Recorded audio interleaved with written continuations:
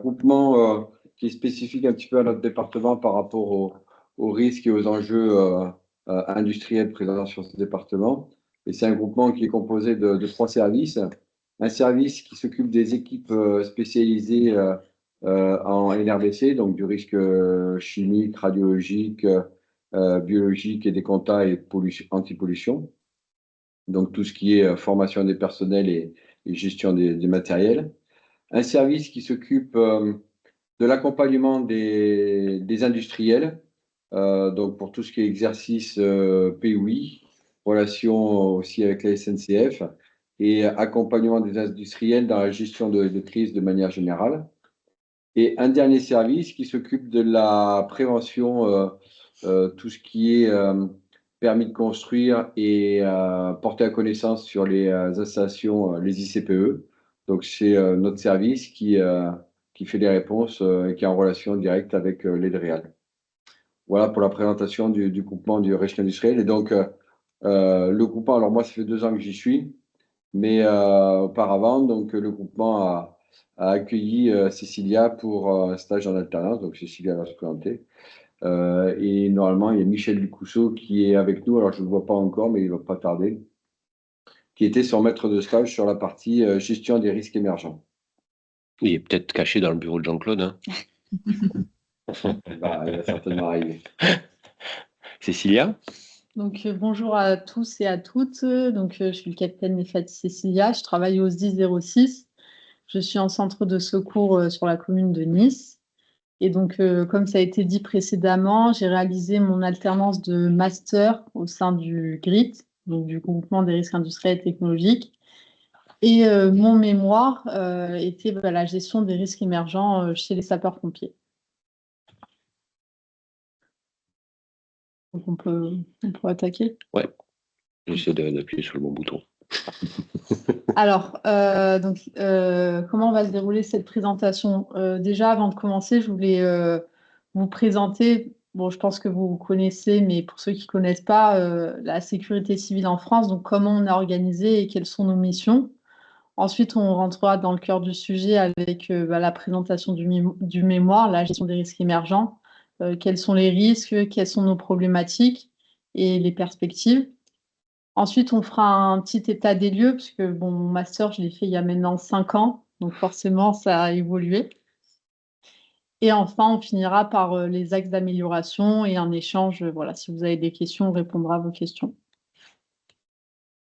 Alors, la sécurité civile en France. Donc, il faut savoir qu'il y a différents échelons. Le premier échelon, c'est l'échelon national. Donc, c'est la DGSCGC, la Direction générale de la sécurité civile et de la gestion des crises. Donc, c'est sous l'égide du ministère de l'Intérieur. Et l'objectif de la DGSCGC, c'est de définir la politique nationale pour les sapeurs-pompiers et de coordonner les moyens au niveau national. Ensuite, on a l'échelon zonal. Donc, il faut savoir qu'en France, il y a 7 zones de défense. Et donc, le 06, le 13, on fait partie de la zone sud. Et donc, le COS, la zone, elle a pour objectif de coordonner les secours en cas d'événements majeurs, par exemple lors des inondations ou des feux de forêt l'été. Excuse-moi, Cécilia, c'est un point important parce qu'il y a des collectivités qui sont là et notamment qui travaillent sur leur PIX. Et du PIX, la zone a un peu le même mode de fonctionnement, à notre sens, que un SDIS et la zone, entre les communes et le PCI, à savoir la notion d'effet à obtenir, en fait.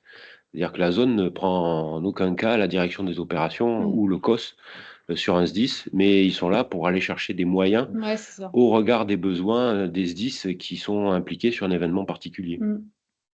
Exactement. Ensuite, on a l'échelon le plus connu, je pense, c'est l'échelon départemental avec les SDIS, les services départementaux d'incendie et de secours. Donc, il faut savoir que chaque département a un SDIS. Dans un SDIS, il y a un directeur, il y a un président qui gère l'aspect financier. Les SDIS, il faut savoir qu'il y a différentes catégories de SDIS en fonction du nombre d'habitants sur le département. Et forcément, chaque SDIS est différent et chaque SDIS a des moyens différents.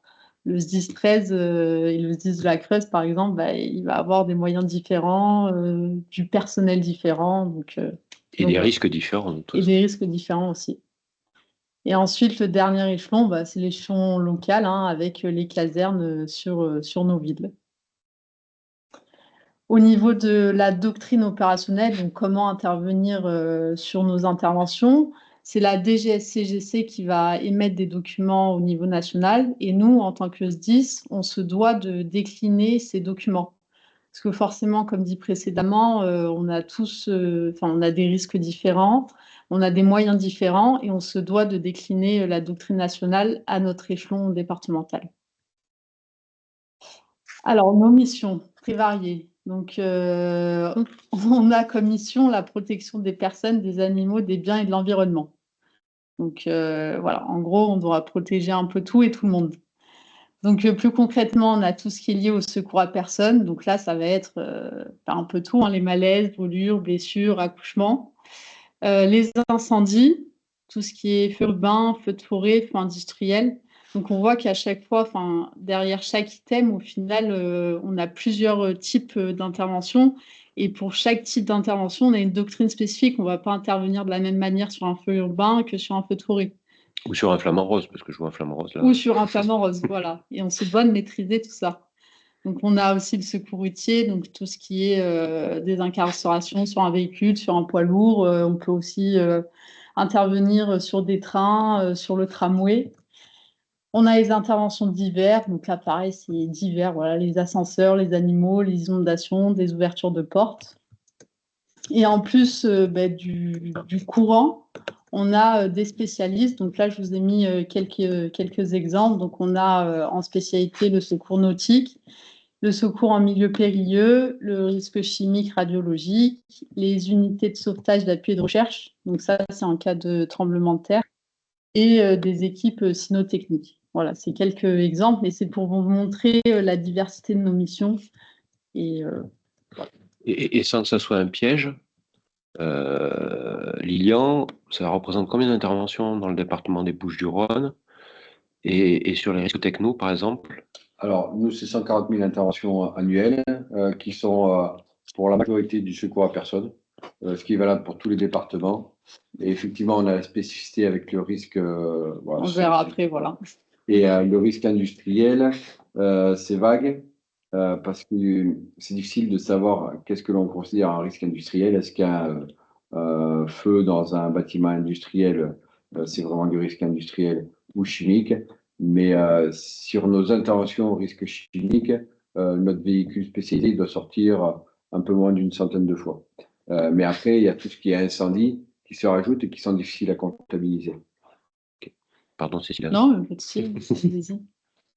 Voilà, du coup, on rebondit sur les chiffres. Donc, il faut savoir quand même que 78% de nos interventions, c'est des missions de secours à personne. On a 6% d'accidents de circulation, 6% d'incendies, 9% d'opérations diverses et 1% de risques technologiques. Mais ça, c'est à l'échelle nationale. Et donc, Lilian l'a dit pour les Bouches-du-Rhône et pour les Alpes-Maritimes, tu connais les chiffres? On est à peu près similaire. Après, risque technologique, on en a moins. Mais je n'ai pas les chiffres exacts. D'accord. Pour revenir sur les risques technologiques, donc effectivement, c'est 1%.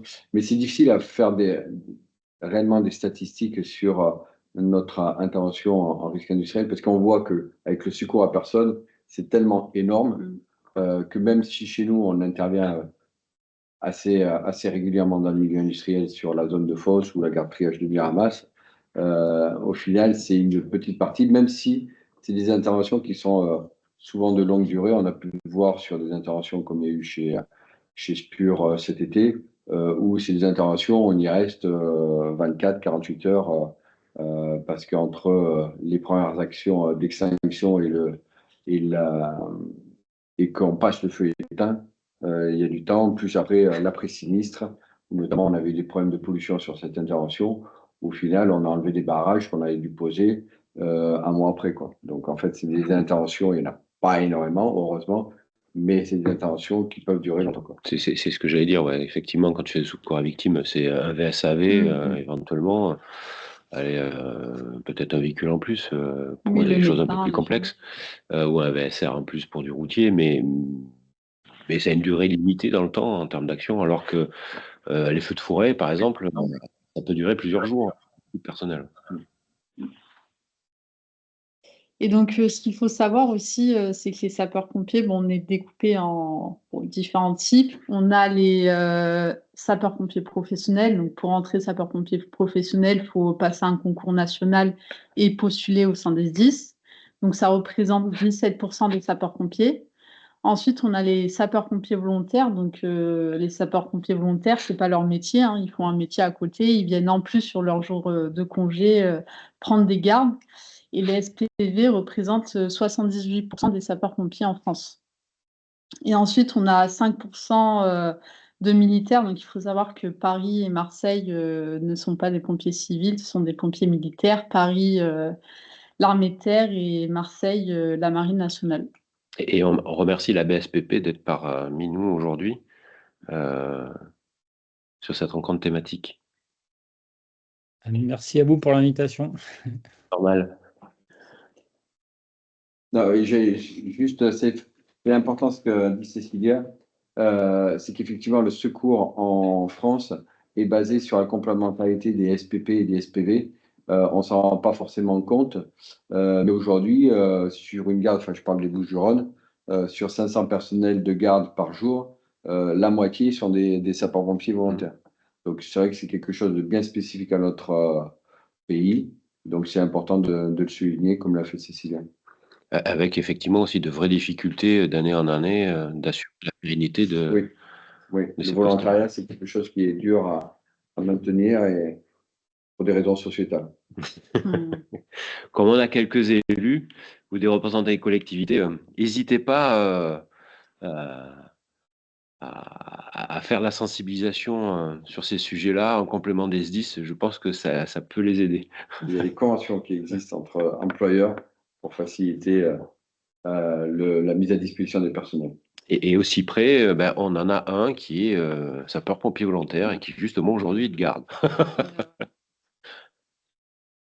Et donc, en plus de ces missions courantes, on va de plus en plus vers des risques émergents. Donc là, on va faire un petit retour en arrière lors de mon alternance au distress, donc dans les années 2019-2021.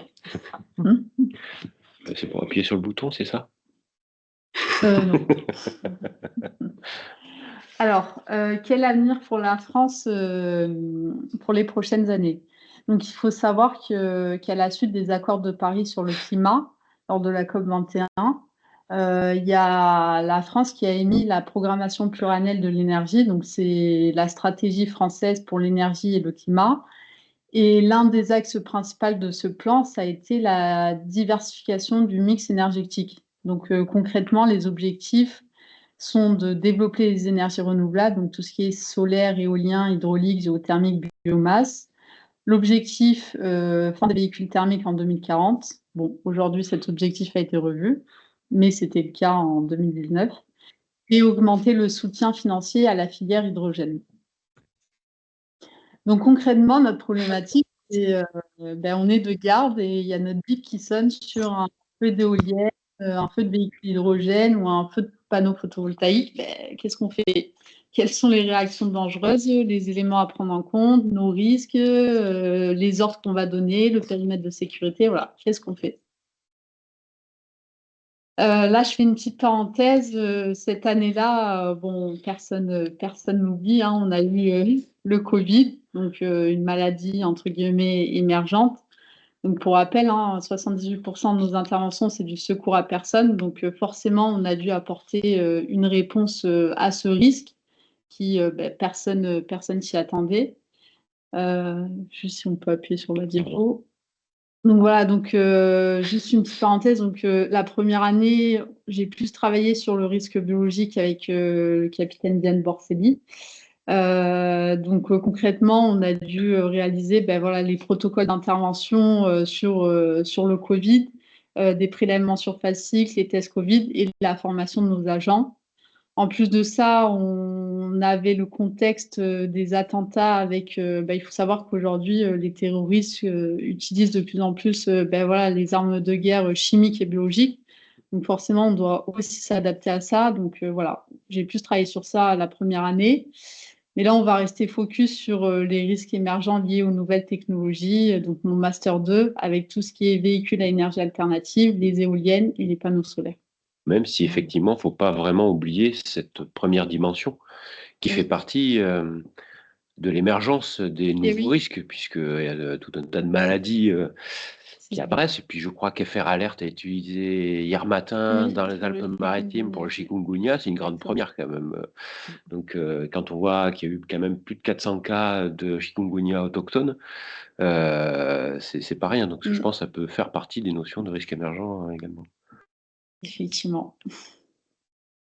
Donc, concrètement, au sein de notre département, si on peut juste rappuyer. Voilà.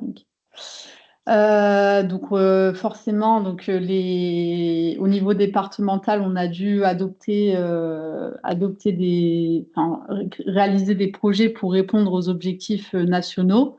Donc, au sein de notre département, on avait le projet Jupiter 1000 sur la plateforme Picto, le parc éolien à Port-Saint-Louis-du-Rhône, le projet Fuxiol et la venue des véhicules à énergie alternative. Donc, voilà.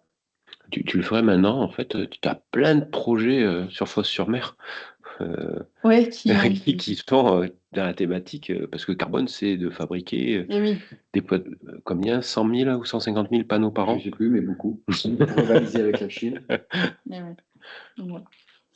Donc, le premier volet qu'on va voir ensemble, c'est les véhicules à énergie alternative. Donc, pourquoi est-ce problématique pour nous?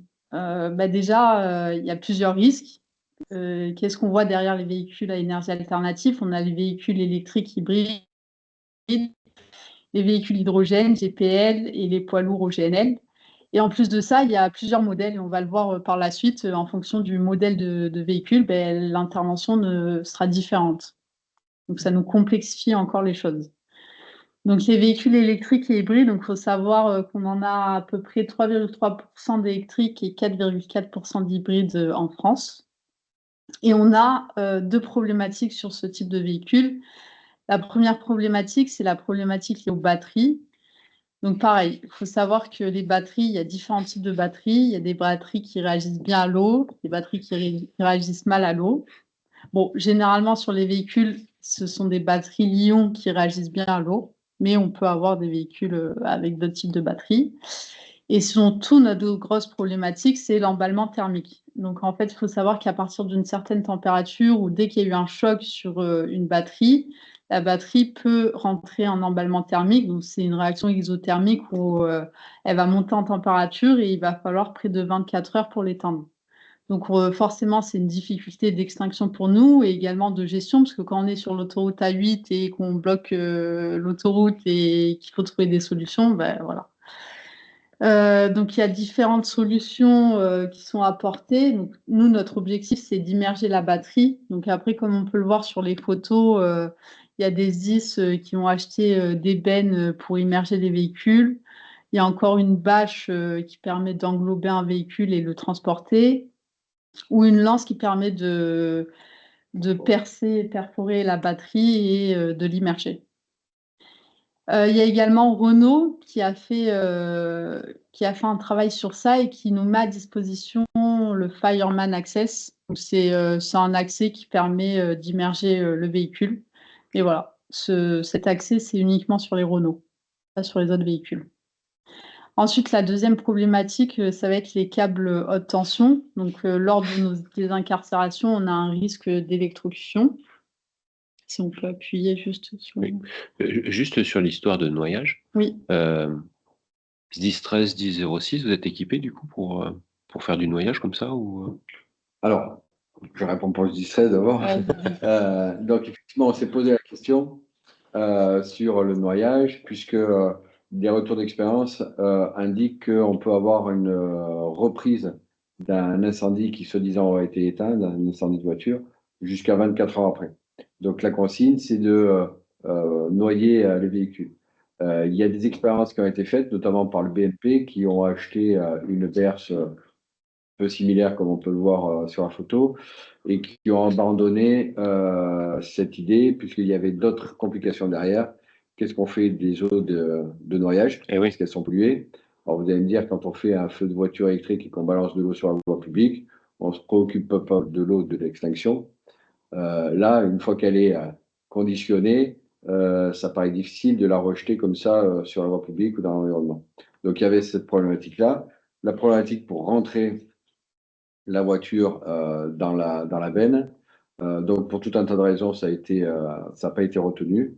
Donc, le 10-13, et, voyant l'expérience du BMP, dont on n'y est pas allé. Et effectivement, c'est ce qu'a dit la capitaine. Il y a plein de matériels qui sont proposés, mais aujourd'hui, quand on regarde les retours d'expérience, il n'y a aucun matériel au final qui est idéal, quoi. Donc en fait, aujourd'hui, on tâtonne, et c'est un petit peu ce qu'il faut retenir, c'est qu'il y a des nouveaux risques, et qu'aujourd'hui, les SDIS, alors même s'il y a quelques doctrines qui essaient d'apparaître au niveau national, quelques retours d'expérience, mais aujourd'hui, tous les SDIS tâtonnent. On a de la formation, on a du matériel, mais aujourd'hui, rien n'a été tranché sur la mise en place de doctrines particulières et de matériel spécifique sur les véhicules électriques, quoi. Alors Pour moi, le SDI 06? Pareil, c'est pareil. là, j'ai une intervention de Monsieur Philippe Micoureau qui nous dit, pardon, pour info, Renault a mis à disposition son brevet de Fireman accessible à tous les constructeurs automobiles. Il nous envoie le lien. D'accord. Merci Philippe. Et d'ailleurs, pour la BSPP, c'est pareil en termes de moyens d'intervention. Il n'y a pas aujourd'hui de doctrine spécifique? Non, pour la BSPP, justement, on réfléchit à cette doctrine-là, enfin, l'écriture de la doctrine. Donc, on participe un petit peu, comme aujourd'hui, par exemple, à échanger les informations et à prendre aussi une information. Mais on réfléchit à écrire la doctrine et à guider les interventions de nos opérationnels. Alors, on n'est pas rentré comme le BMPM par l'achat d'une berce. Ça, on n'est pas rentré dedans. On a eu plusieurs expériences sur les feux de bus, mais c'était sur des batteries lithium-métal polymère, les LMP, C'est différent. qui étaient réglées. Le problème est réglé depuis, il n'y en a pas eu. Donc voilà, mais ouais, je pense qu'on est tous au même niveau pour ce problème d'extinction des feux de batterie. Et je pense qu'il y aura il faut peut-être tous se mettre autour de la table. Il y aura une doctrine nationale, quoi. Oui, parce que là, c'est une approche pure Ce n'est que pompier. mon avis.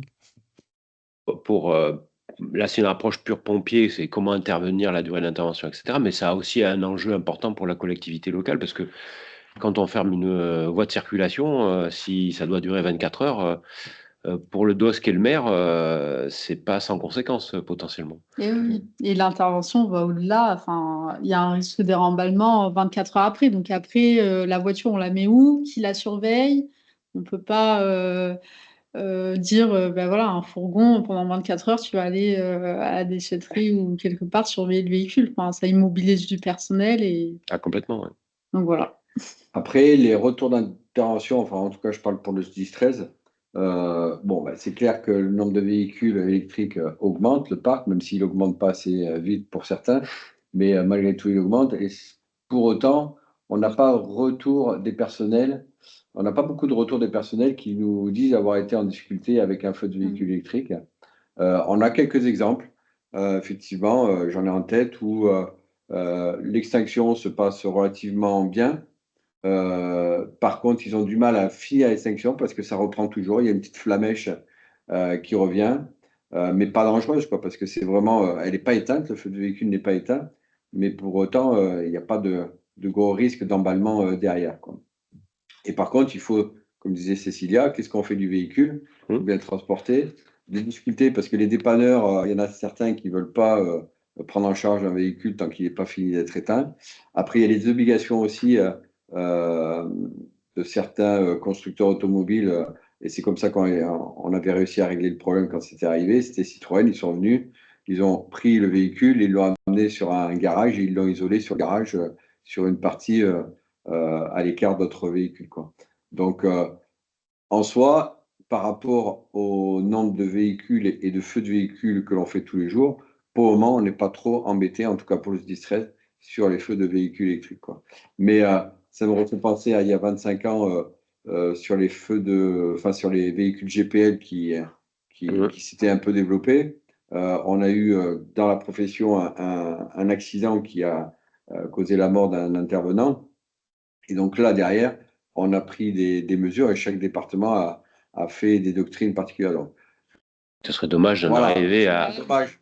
Ça serait à- dommage. malheureusement, des victimes. Et là, il faut anticiper. Mais aujourd'hui, malheureusement, on ne sait pas comment s'y prendre réellement. Quelle est la solution idéale? Personne réussit encore à trouver une solution idéale, quoi. Alors, donc, notre deuxième problématique donc, sur les véhicules, ça va être, donc, comme je l'ai dit, les câbles de tension lors des incarcérations. Bon, cette problématique, elle a été réfléchie. Chaque constructeur réalise des fiches d'aide à la désincarcération pour nous. Donc, concrètement, quand on arrive sur un véhicule encastré et qu'on doit faire une désincarcération, chez nous, par exemple, dans le 06, chaque engin a une tablette. On se connecte à l'application qui est mise en place au Rescue. On met le modèle du véhicule et là, il y a une fiche qui sort avec ben voilà, où sont les câbles de tension et ça nous permet de savoir où on peut désincarcérer ou pas. Voilà. Ensuite, donc sur les véhicules à carburation gaz, donc on a différents types. Donc comme je l'ai dit, tout ce qui est véhicule. Ah, donc les véhicules hydrogène, GPL et GNL. Donc nos problématiques, pourquoi c'est problématique pour nous? Ben, forcément, le gaz, c'est dangereux, hein, c'est inflammable. On peut avoir des problématiques sur un espace confiné, que ce soit dans un tunnel, dans un parking, parce qu'il y a un risque d'explosion et d'asphyxie. Et on est confronté également à d'autres phénomènes dangereux. Sachant que le GNL, notamment dans les Bouches-du-Rhône, il se développe énormément sur les poids lourds, avec des stations de chargement, rechargement des poids lourds, et que c'est une vraie question. Donc juste, je vais vous faire 2 petits slides avec des avant-propos liés au risque gaz, au moins vous comprenez un peu pourquoi c'est problématique. Je ne sais pas si vous connaissez.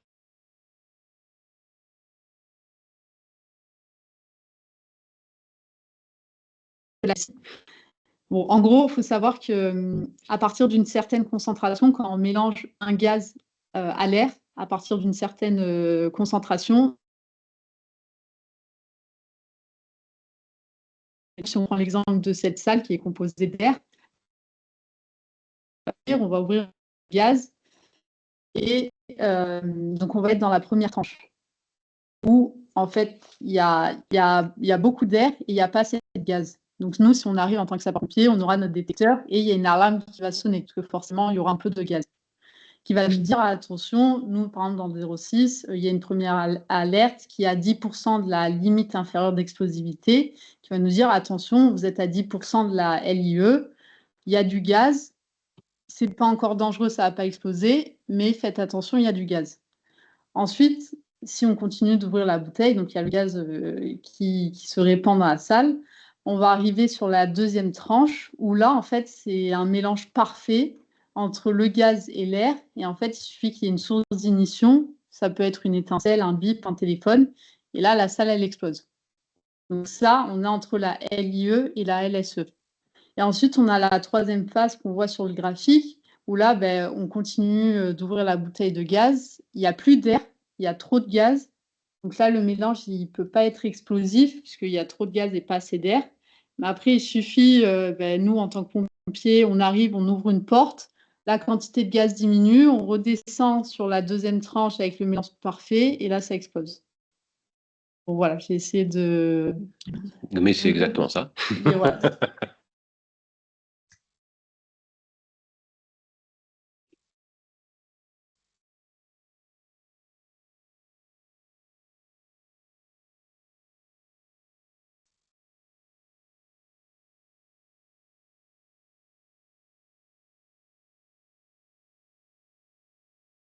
Je vais le remettre. Ça.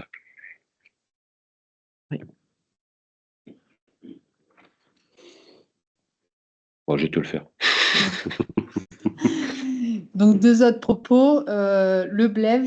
Donc, le blève, donc c'est un phénomène, en fait. Donc, il suffit qu'il y ait une citerne avec un réservoir donc, sous pression contenant du liquide. S'il y a un feu à proximité, la température dans le réservoir va augmenter. Qui dit augmentation de température, dit augmentation de pression et dit explosion.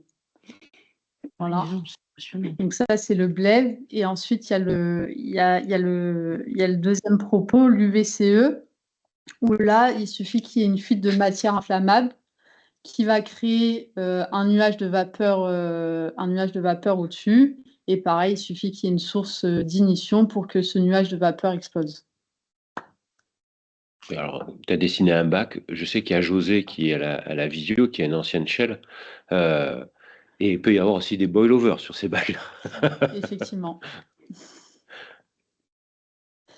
Alors, il y a des éléments de sécurité qui sont mis en place sur les véhicules et autres. C'est la soupape. Donc, par exemple, si on prend le cas du blève, généralement, voilà, quand il y a une augmentation de température, augmentation de pression, il y a la soupape qui va se mettre en place pour évacuer justement la pression. Mais sur les véhicules, si le véhicule est encastré dans un mur, s'il y a eu un accident, la soupape peut ne pas fonctionner. Donc c'est pour ça qu'en tant que sapeur-pompier, on doit prendre en compte quand même le risque et ne pas se dire que les éléments de sécurité, oui, sont mis en place, mais ils peuvent des fois ne pas fonctionner. Voilà. Pour les collectivités qui sont là, souvent ils entendent aussi le terme de flash fire. C'est quoi la différence qu'il y a avec ces éléments-là? Oh, c'est totalement différent. C'est plus dans le cadre du feu urbain, ça, c'est plus dans le cadre des feux urbains, mais c'est pas lié au feu de véhicule. Donc, comme ça, ils ont bien la différence. Alors, les véhicules hydrogène. Donc, il faut savoir qu'il y en a 0,01% en France et 0,1% en Europe. Et on a 69 stations hydrogène en France. Bon, ça paraît peu, mais c'est quand même, ils sont quand même présents. Donc, la grosse problématique, c'est lié au gaz hydrogène.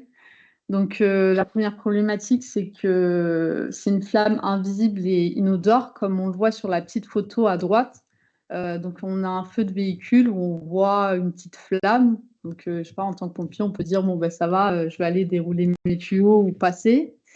Et là, quand on prend la caméra thermique et qu'on regarde la petite photo au-dessus, on voit qu'en fait, le périmètre de sécurité qu'on doit avoir, il est beaucoup plus large parce que la flamme est invisible. Donc, il y a cette notion-là à savoir sur l'hydrogène. Et ensuite, l'autre problématique, c'est sa plage d'explosivité qui est très large, 4 à 75%. Juste pour que vous ayez un élément comparatif, le gaz de ville, donc le métal, sa plage d'explosivité, c'est 5 à 15%. Donc voilà. Ça veut dire que systématiquement, sur un feu de voiture comme ça, maintenant, dans la doctrine opérationnelle, la caméra thermique est utilisée?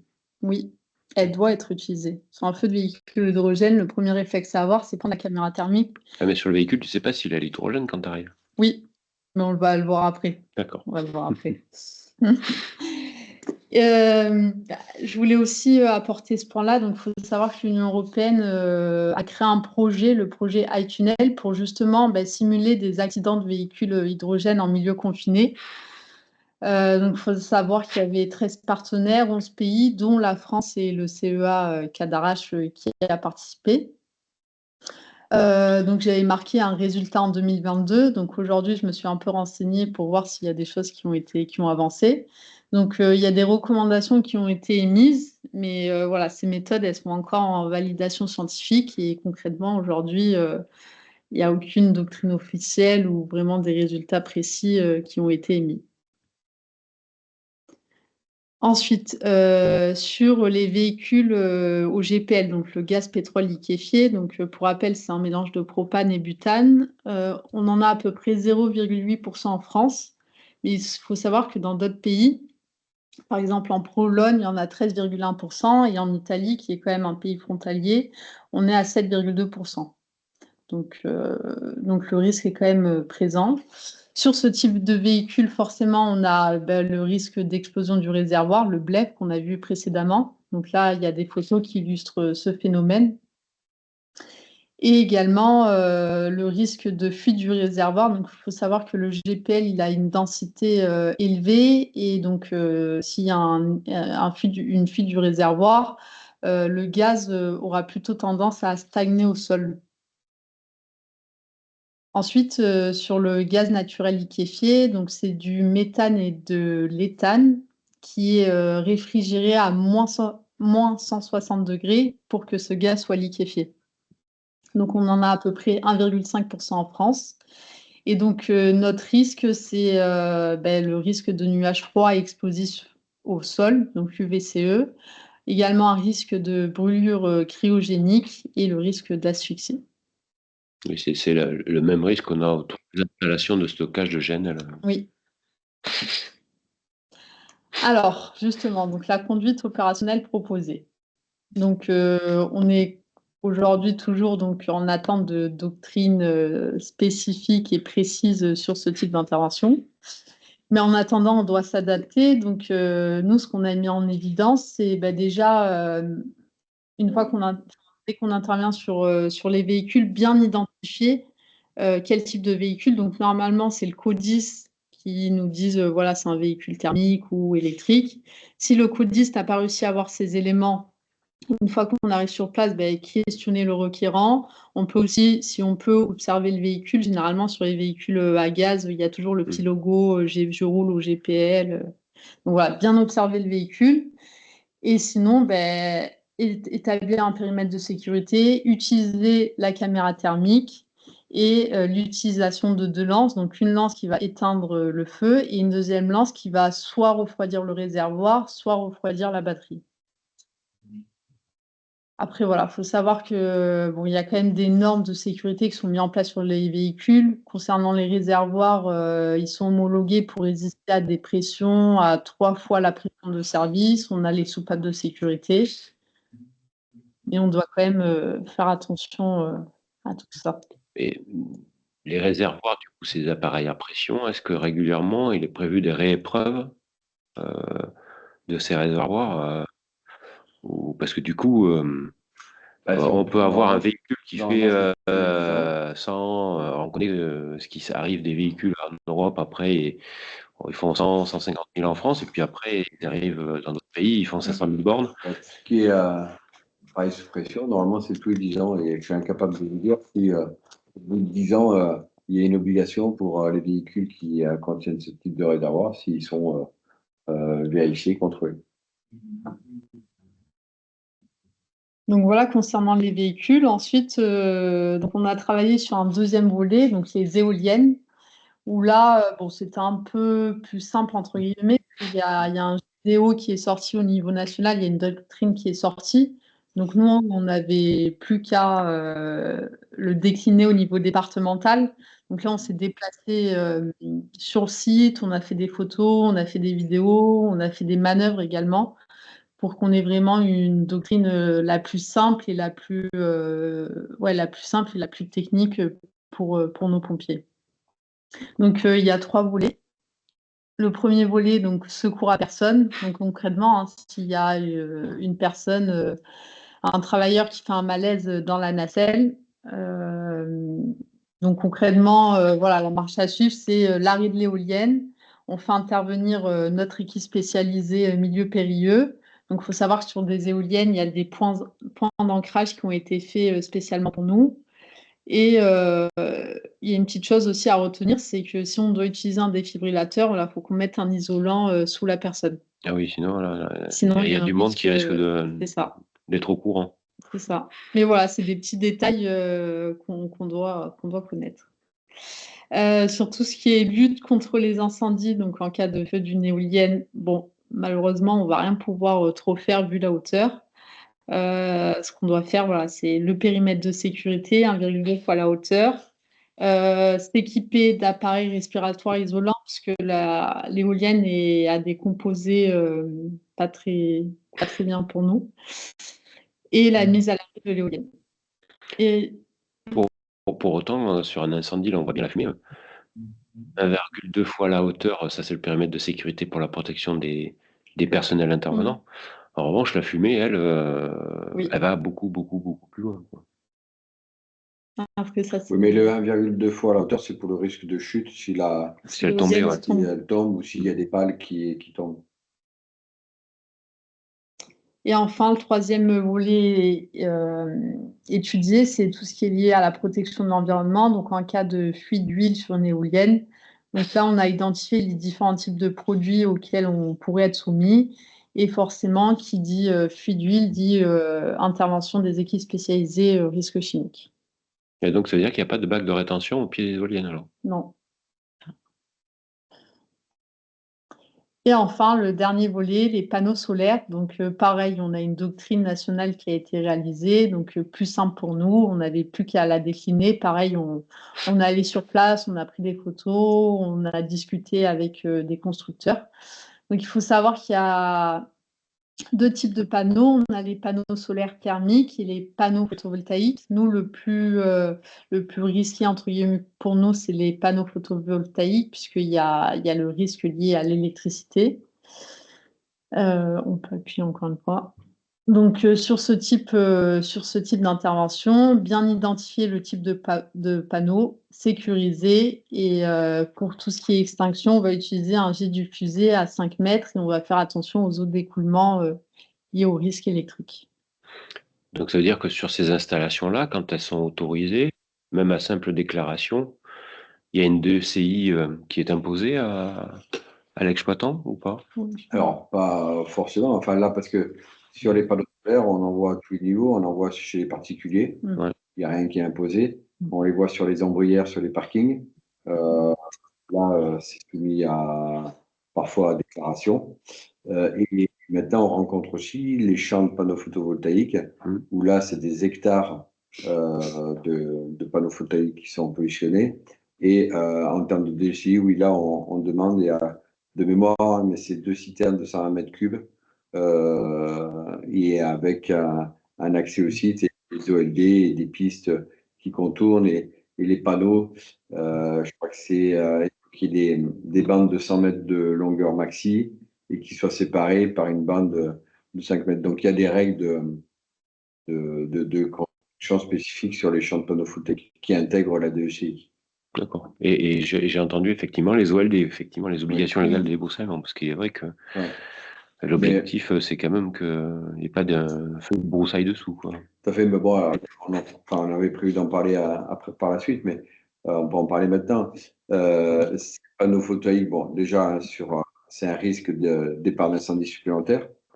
Ça, ben, si on y a un départ, on nous appelle et puis on intervient. Après, ça nous pose des problèmes sur les interventions, notamment sur les toitures, puisqu'on n'a plus accès aux toitures aussi facilement.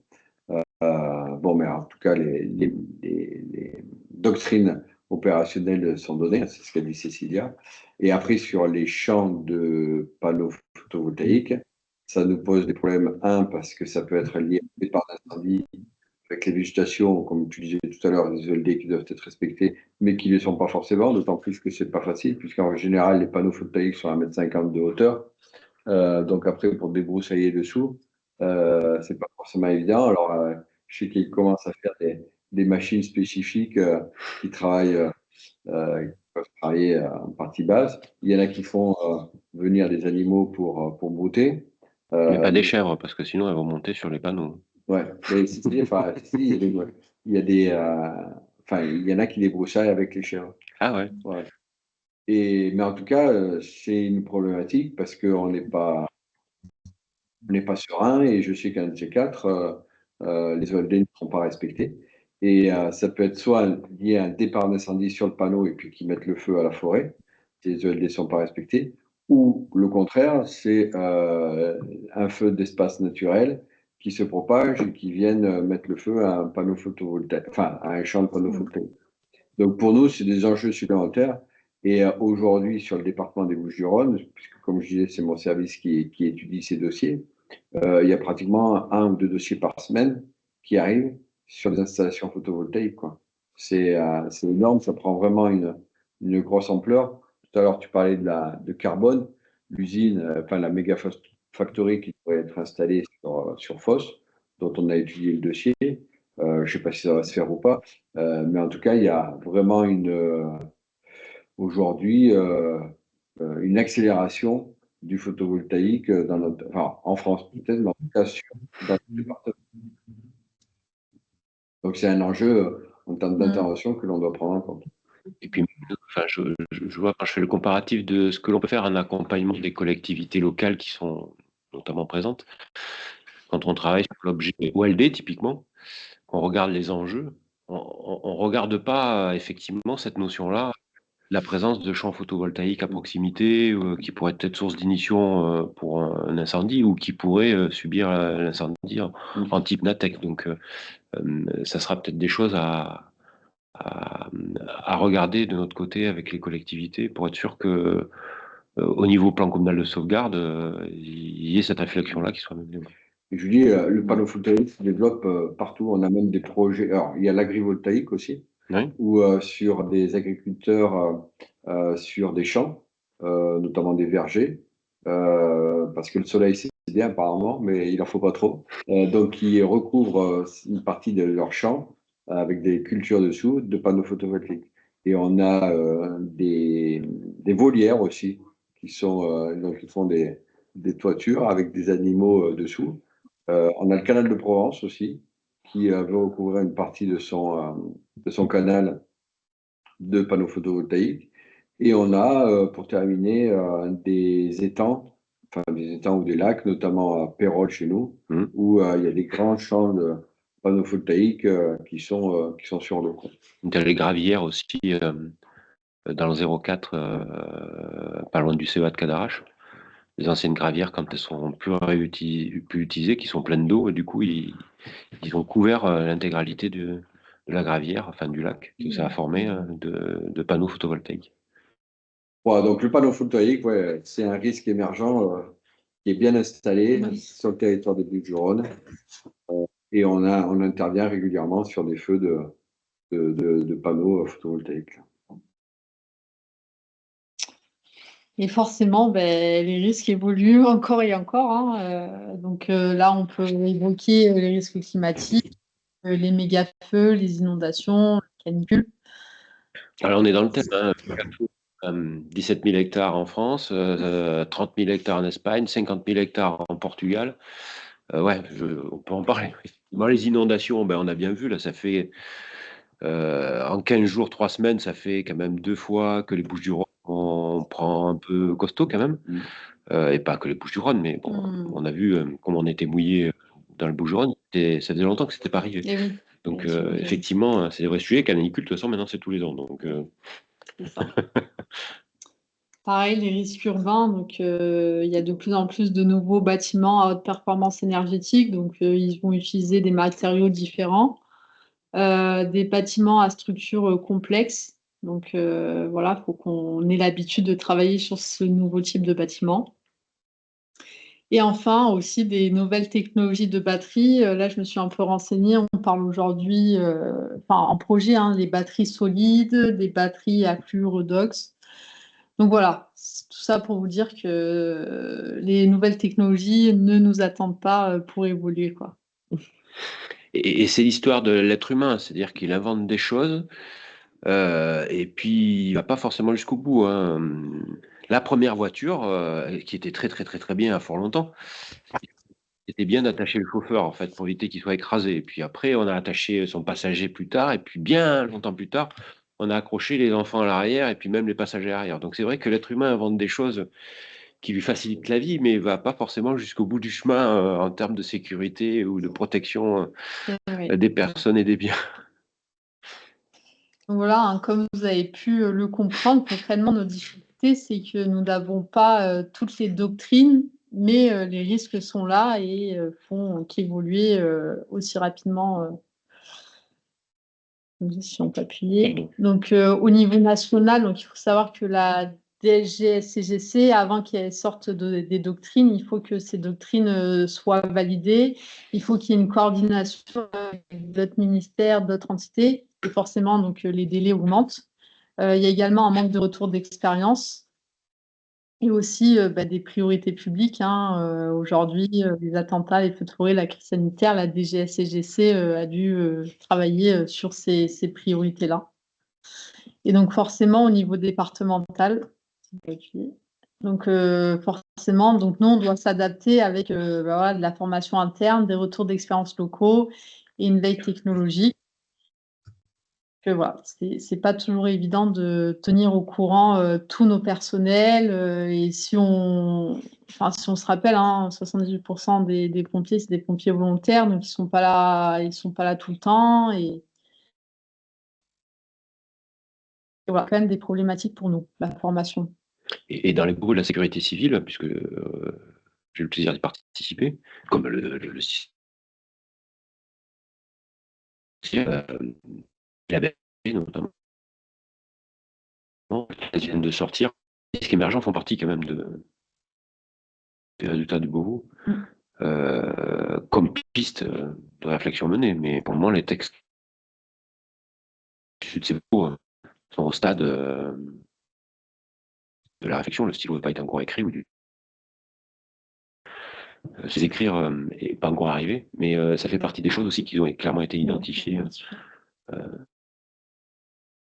dans le cadre. Alors, quelques axes d'amélioration. Donc, pour moi, la plus importante, c'est l'effort au niveau national de l'Union européenne, les sapeurs-pompiers de réaliser des essais et des études, et qu'on ait une stratégie nationale et tout ce qui est organes de sécurité et procédures. La deuxième phase, post-commercialisation, avec la mise en place d'un plan de communication spécifique pour une bonne diffusion au niveau départemental puis local. Et enfin, nous, au niveau des SDIS, déjà organiser des visites terrain et prévoir des exercices.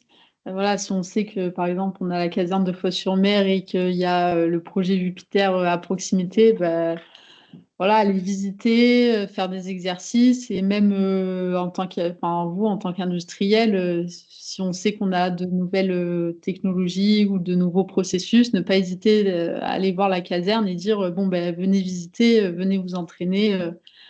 Dans les Bouches-du-Rhône, ça se fait assez bien, ça, Lilian. Oui, on essaie, mais après, c'est toujours la problématique c'est toujours la problématique des risques émergents, où en fait, on s'aperçoit qu'il y a un nouveau risque, les doctrines ne sont pas forcément là, le matériel n'est pas forcément là, la formation non plus. On tâtonne, on y va par curiosité, on va rencontrer des industriels qui peuvent être des experts dans la matière, qui peuvent avoir connaissance de ce risque, mais au final, ça fait partie des choses qui sont noyées par rapport aux risques courants, qu'on n'a pas forcément le temps de développer plus que ce qu'on devrait faire, quoi. Il aurait fallu empêcher Cécilia de partir dans un autre Oui, département, en fait. par exemple. Voilà pour la présentation. Merci beaucoup, Cécilia. Je ne sais pas si vous avez des questions. J'ai Monsieur Mikuro qui me dit c'est toute la problématique de la prévision opérationnelle. Effectivement. Oui, côté BSPP, je pense que vous rencontrez les mêmes difficultés de toute façon que les autres départements de France et de Navarre. Ouais, tout à fait. Alors, je me permets de répondre et de prendre la parole. Bien sûr. Ouais, j'avais fait aussi un mémoire pour le Master 2 GGRC que j'ai transmis sur les risques émergents également. On a bien reçu. Pardon? Quand on a bien reçu, merci beaucoup. Ouais, qui reprend, vous avez vu, les mêmes thèmes. Et moi, j'avais aussi traité un autre risque émergent, mais ça, c'est encore un autre débat sur les bâtiments ossature bois et matériaux biosourcés, qui est aussi un risque émergent pour notre profession. Et effectivement, dans tous ces risques émergents, on s'aperçoit que la technologie se développe beaucoup plus rapidement que malheureusement la réglementation, les règlements de prévention incendie et de doctrine opérationnelle. Et oui, on est confronté à toutes ces problématiques-là, sauf je parle uniquement pour la BSPP. Le risque éolien, on ne l'a pas encore. Ils n'ont pas réussi à trouver de place pour mettre des éoliennes dans Paris, mais tout est possible. On n'a pas des éoliennes horizontales, parce que ça se fait de plus en plus, les éoliennes horizontales, au lieu qu'elles soient verticales, comme les magnifiques éoliennes que nous a montré Cécilia tout à l'heure. Ouais. Dans les villes, on commence à mettre sur les toits terrasses des éoliennes à plat. Non, ce n'est pas encore arrivé. Par contre, on voit, ça a été dit, le développement des panneaux photovoltaïques, où nous, on était encore un petit peu préservés par rapport au département. mais ça commence effectivement à fleurir beaucoup sur les toitures parisiennes. Donc c'est un risque qu'il faut prendre en compte, ça c'est évident. Mais ouais, le risque éolien, on l'a pas. Il y a la réglementation sur les panneaux photovoltaïques qui impose pour toute construction maintenant d'avoir une certaine superficie couverte, que ce soit sur les ERP ou sur les parcs. Donc, de fait, forcément, ça va continuer à se développer, quoi. Je te confirme, puisqu'il est prévu des travaux prochainement, mais on ne sait pas quand, pour la pagode, et forcément, il y aura des ombrières qui seront des ombrières à panneaux photovoltaïques. Ouais. Et il y a un risque qui est émergent, enfin, Cécilia l'a évoqué, mais sur le territoire des Bouches-du-Rhône, qui commence à bien se développer. En tout cas, il y a plein de projets, c'est le risque hydrogène. Donc, elle en a parlé sur les véhicules. Aujourd'hui, les véhicules, on n'a pas énormément de véhicules. D'ailleurs, elle a sorti les statistiques. Donc, c'est vraiment pas beaucoup. 69, si je me rappelle, 69 stations, comme tu as indiqué. Je crois qu'il y en a une dans les Bouches-du-Rhône et on a un projet, une station dans les Bouches-du-Rhône, mais qui est réservée aux professionnels. Et on a vu arriver un projet il y a 1 an et on ne l'a pas vu sortir de terre. Sur Salon, un projet de station-service hydrogène pour les particuliers, mais on ne l'a pas vu sortir de terre. Ouais, mais je pense que c'est lié aux gros projets industriels type H2V et compagnie, qui pour le moment ont du mal à sortir. C'est là-dessus que je voulais rebondir. Donc sur les véhicules hydrogène, pour le moment, c'est pas trop développé. Par contre, dans les Bouches-du-Rhône, et c'est ce que tu es en train de dire, on a énormément de projets industriels sur l'électrolyse, la fabrication d'hydrogène, la fabrication de carburants décarbonés, non fossiles, sur l'acierie, où on a un site Arcelor, où en fait, ils devraient, pour réduire leur consommation, enfin, leur production de CO2,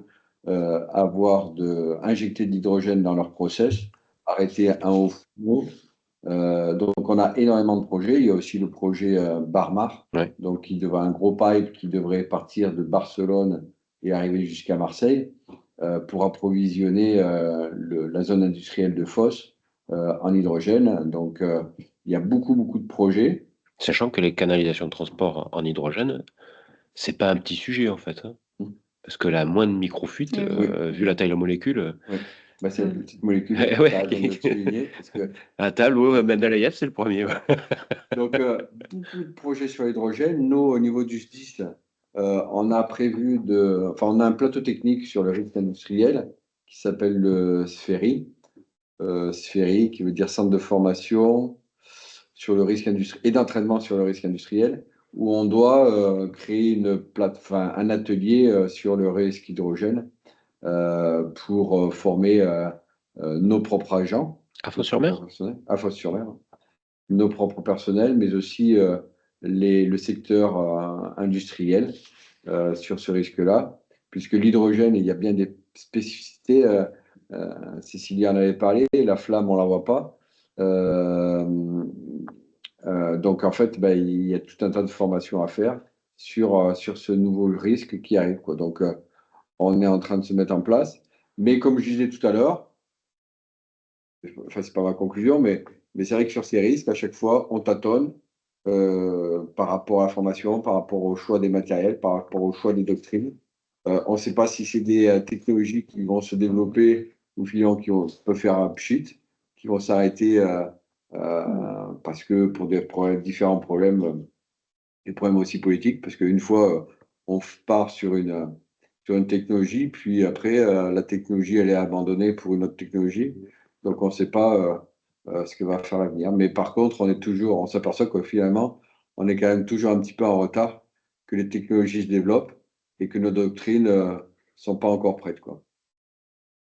Ah, il y a monsieur. Oui, Philippe. Ouais, je me permets de rebondir par rapport à l'hydrogène.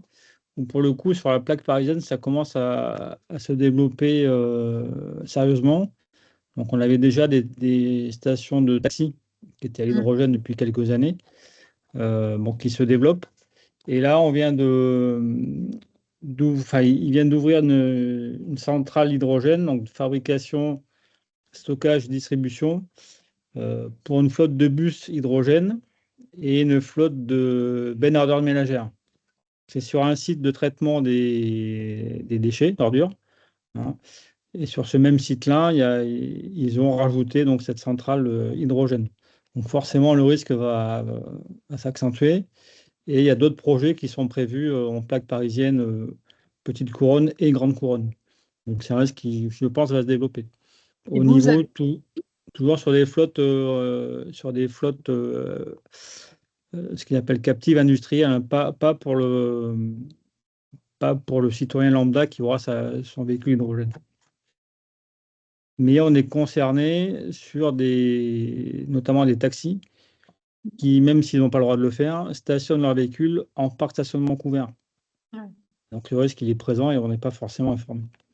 Et vous avez une doctrine au niveau de la BSPP?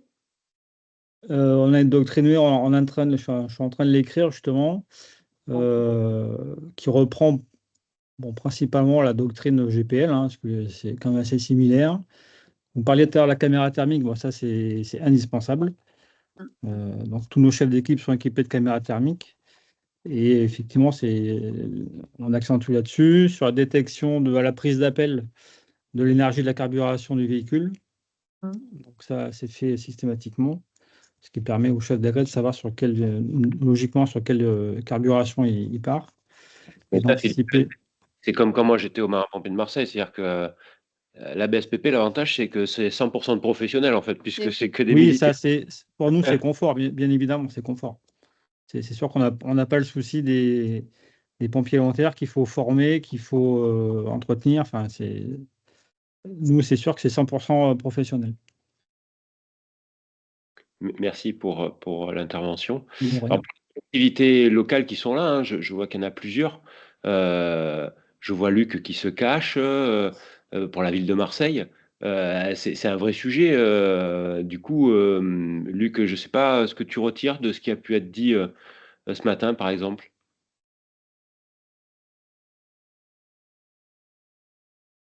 Luc, il se cache. Viviane, on n'entend pas, tu as le micro coupé. Ah, on t'entend pas non plus. Bah ouais. Ah, pourtant, il est. Ah mince, Viviane, on t'entend pas du tout. Casque.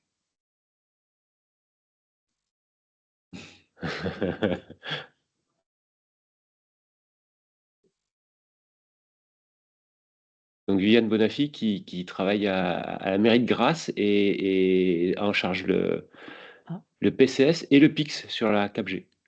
Là, c'est mieux avec le micro? Merveilleux. Ah, merveilleux. Ben, merci beaucoup à la personne qui a fait la présentation, hein.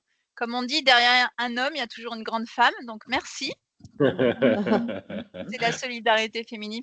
Oui, ce que j'ai retenu, en fait, c'est que du coup, il y a des risques qui pour moi étaient un petit peu inconnus, hein. Tous ceux que vous avez cités, l'hydrogène, les panneaux photovoltaïques, voilà, la partie Zonatex aussi, c'est vrai, ça m'a aidé à comprendre l'accident qu'il y avait eu dans le magasin Aldi à Grasse il y a quelques années, où il y a eu une explosion justement, donc ça m'a aidé à comprendre, à bien visualiser le gaz qui s'est mélangé avec l'air et qui est arrivé dans sa zone explosive, et le personnel en entrant a tapé le code d'alarme, et du coup c'est là que l'explosion a eu lieu. Ça m'a aidé à comprendre ce genre de phénomène qui c'est pas vraiment mon domaine de compétence à la base, et de m'élargir un peu sur d'autres risques possibles. C'est toujours intéressant en fait de sortir la tête de l'eau et de voir ce qui se passe ailleurs, et de voir une vision un peu différente et un peu plus globale aussi. Donc voilà.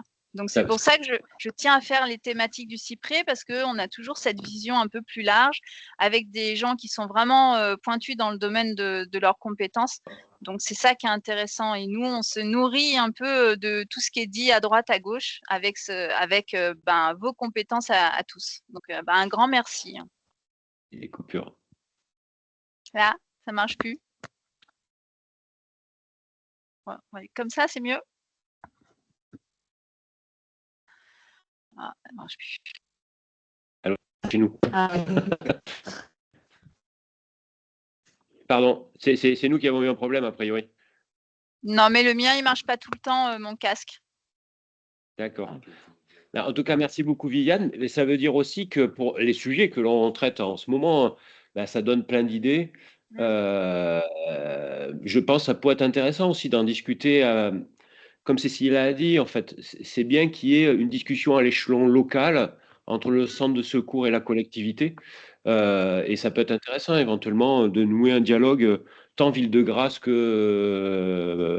Cap-G, enfin, comité d'agglomération du Pays de Grâce, avec le centre de secours, c'est cette problématique-là, pour voir finalement le directeur des opérations, qui est le maire, ou le directeur des opérations intercommunales, comment il peut être en appui, en lien avec le SDIS, pour faire en sorte que tout ça, ça marche bien en fait. Oui, en fait, les relations avec les acteurs du territoire sont vraiment très importantes. Je pense que c'est le plus important de la gestion de crise et on a tendance à les mettre en dernier. Voilà. Et alors que ça devrait être naturel et on devrait fonctionner avec. Oui. Ça, c'est à développer chez nous à Grasse. On est déjà en train de le développer, mais c'est vrai qu'il y a eu un changement de commandant de caserne récemment et du coup, avant, on avait mis un an et demi à tisser des liens et une façon de fonctionner. Et là, du coup, il y a tout à reprendre, mais c'est pas grave. Oui, ça c'est la vie des SDIS. Oui, mais non, mais c'est pas grave. Du coup, ça permet aussi de se remettre en question, sur faire évoluer certaines façons de travailler, certaines méthodes. Donc non, c'est ça qui est intéressant. Mais on ne peut pas, on ne peut pas faire comme si on était tout seul en gestion de crise. Les partenaires sont très importants, notamment le SDIS, qui est le partenaire privilégié de notre police municipale qui est sur le terrain. Ah oui, c'est un binôme, ouais. Voilà, ouais, c'est des binômes, mais c'est vrai qu'on a tendance à bien s'occuper de la police municipale et à pas forcément insérer le SDIS dans ce qu'on fait, ce qu'on met en place. Et on y travaille là. Merci beaucoup, Viviane. José, tu nous entends? Oui, je vous entends très bien. Tu m'entends? Oui, très bien. Comment vas-tu? Oui, très bien, merci. Écoutez, c'est une très belle présentation qui nous a un peu remis en place mes 35 ans de raffinage de pétrole, donc il y a quelques notions qui sont revenues sur les risques. Mais on constate qu'aujourd'hui, avec les technologies d'aujourd'hui, on se génère pas mal de risques. Je prends pour exemple la commune de Coudoux. Nous avons des constructions de bois de plus en plus avec des panneaux photovoltaïques dessous. Attends. Pas bien. Voilà. Eh bien oui, mais pour rentrer, si tu veux, dans les nouvelles technologies, là, on a de nouveaux risques qui arrivent. Quand on avait les moulins à vent à la place des éoliennes, il y avait peu de risques. Maintenant, c'est différent. Et du coup, pour prendre l'exemple que tu prends, José, sur les habitations bois, parce que c'est vrai qu'on fait de plus en plus de bâtiments biosourcés, etc., en mettant des nouvelles énergies du type photovoltaïque dessus. Est-ce que systématiquement, quand toi tu as le permis de construire, parce que José, il ne s'est pas présenté parce qu'il est humble, mais c'est le premier adjoint de la commune de Coudoux, est-ce que au niveau du permis de construire, tu associes systématiquement le SDIS sur cette problématique de nouveaux risques ou pas? Ah ben oui, le permis est validé, il passe toujours par le SDIS. Hein. Dès que c'est un établissement public communal, ça passe par eux. Hein. Pour les ERP, ouais. Oui. Mais les habitations individuelles, je ne suis pas sûr que le SDIS y donne un avis systématique. Alors, les habitations individuelles, le SDIS ne traite plus les dossiers maintenant. Ce qu'on appelle le familial, c'est-à-dire que la maison individuelle, le dossier ne va plus au SDIS. D'accord. Et c'est tout récent. Hein. Et les immeubles d'habitation, par contre, là, le SDIS donne un avis dessus, me semble-t-il, puisqu'il y a une commission Alors, c'est pas de mon recollement. service, donc je ne pourrais pas vous dire, peut-être que M. Roux pourrait confirmer. Mais par contre, nous, au niveau du groupement prévention. C'est Pascal? Non, parce que Pascal, c'est juste le risque industriel. D'accord. Et c'est Olivier Venel, le commandant Venel, lieutenant-colonel Venel, qui s'occupe de tout ce qui est prévention ERP, parce qu'on fait surtout, nous, les ERP. Les habitations, on ne les fait plus. Mais par contre, je sais qu'ils sont au courant et qu'ils suivent l'actualité sur ces nouveaux types d'établissements en bois. Dans la Bouches-du-Rhône, ça fleurit. Donc, Parce qu'il peut même y avoir des immeubles. Ouais. Des immeubles en bois. Oui, mon fils est en école d'architecture et c'est leur passion en ce moment de construire des immeubles. Pas du BMP, de la brigade, elle l'a évoqué. Je pense que vous avez certainement des projets de construction d'immeubles en bois, non? Dans la région parisienne. Oui, il y a des projets d'immeubles. Il y avait même des projets d'immeubles de grande hauteur en bois. Donc, ouais. Les architectes, je n'ai rien contre eux. Ouais, sont très imaginatifs. Et encore une fois, comme la réglementation. Ah, on a des petits soucis. Il y a des problèmes. Philippe, tu as coupé ton micro. Oui. Mais je crois que tout le monde a des coupures de temps en temps. Eric, tu en as eu pas mal toi aussi. Ah, je suis désolé, José. Non, mais c'est tout le monde qui de temps en temps a des coupures. À mon avis, c'est le réseau. Hein. En fait, il faut venir à la pagode, José. Tu sais que le café, il est bon, en plus. Oui, mais j'y vais assez souvent te voir. Quand même. Oui, je sais bien. Ah oui, il a... Bon, on a perdu Philippe. Je vous propose de... Si vous avez des questions... Là, pardon. Ah, pardon. Oui, je disais, on a effectivement des immeubles en bois. Le bureau prévention de travail participe forcément au groupe de travail pour l'élaboration de la réglementation, mais c'est pas facile. Ah, je me doute, ouais, surtout un IGH en bois. Surtout sa réglementation nationale, donc c'est pas évident. Et on commence à avoir quand même pas mal de retours d'expérience d'intervention sur le secteur parisien, avec des immeubles en bois, et puis le bois, ça brûle, quoi. Oui. Non, mais je dis ça de façon ironique, mais oui, c'est important, et notamment pour la sécurité des intervenants. Ça, c'est certain. Voilà. Merci beaucoup, en tout cas. Bon, j'ai vu passer Michel Ducousseau qui était caché derrière une autre étiquette que la sienne. Coucou Michou. Côté de Réal, je vois que Karine Coquelin est avec nous. Est-ce que ça te donne des informations importantes, intéressantes par rapport à tes sujets qui sont plutôt les risques naturels? Alors, je crois que je n'aime pas très... 5 minutes après, ils vont couper. Tu vois, c'est... Je vois qu'elle essaie de nous parler, mais on ne l'entend pas.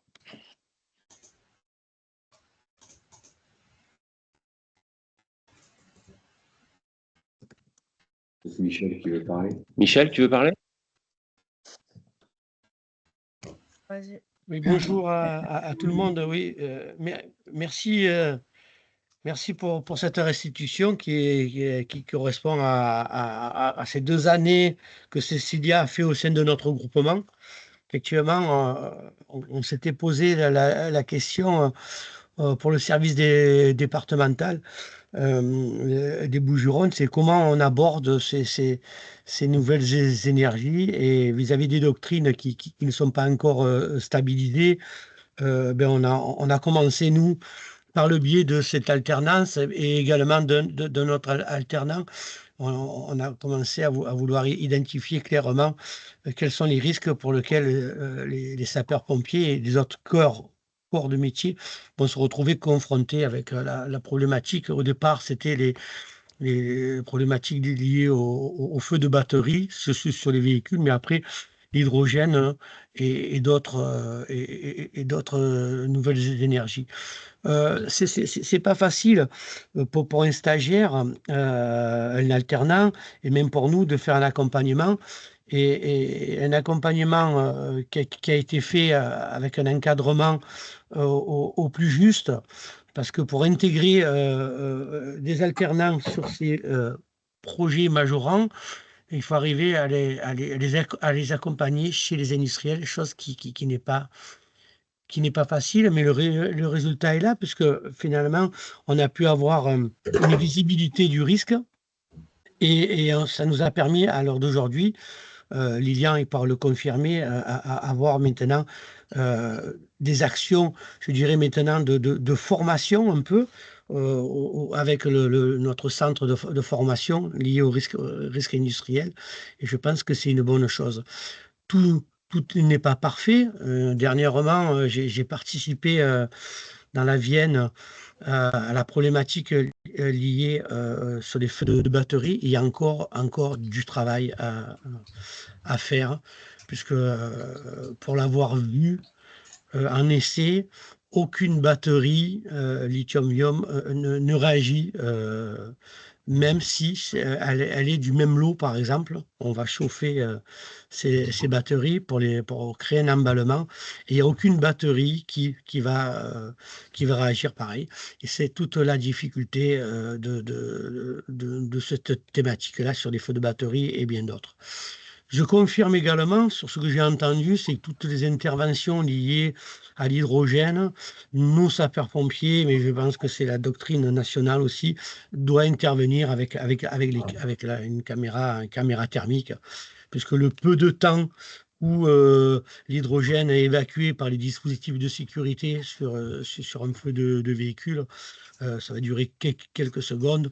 La difficulté qu'il y a avec ces jets enflammés, c'est de ne pas avoir une température significative, mais par contre avec un agent qui pourrait se retrouver dans le dard rapidement, puisque je vous rappelle que la flamme de l'hydrogène, on ne la voit pas. Voilà pour moi. Je ne sais pas si ça vous convient, Lilian et Eric. Merci Mais Michel. voilà. Tout le monde Voilà. a bien compris que Michel avait été le papa administratif de Cécilia pendant son alternance, et je tiens à le dire, c'est un papa toujours très bienveillant vis-à-vis de ses stagiaires alternants et qui leur fait apprendre beaucoup de choses, et la preuve en est que ça a été une réussite, puisque Cécilia, à l'issue, a passé le concours de capitaine qu'elle a eu. Donc merci beaucoup Michel pour l'attention que tu portes à tous ces jeunes que tu accueilles. Merci à tout le monde, et bravo Cécilia pour tout ce que tu fais. Est-ce que vous avez encore une question, une remarque que vous souhaiteriez faire?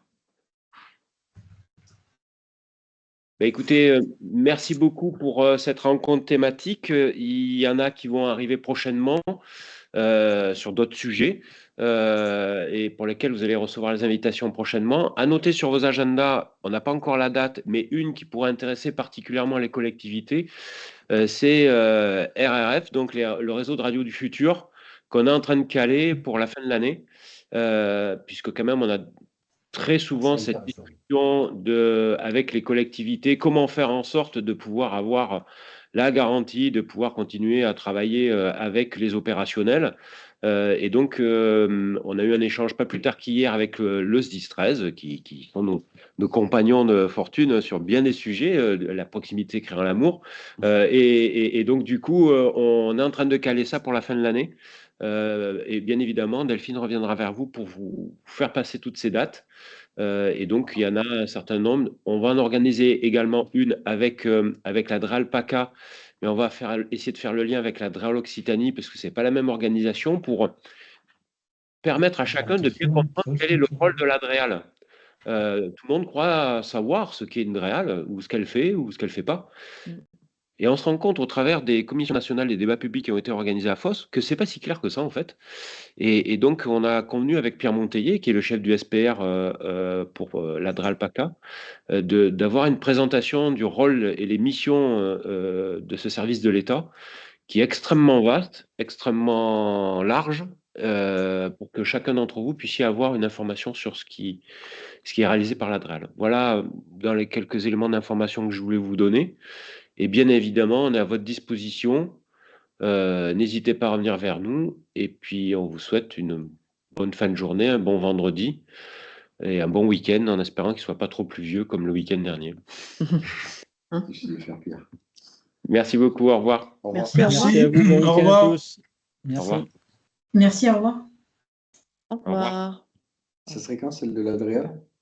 On est en train de la caler avec Pierre.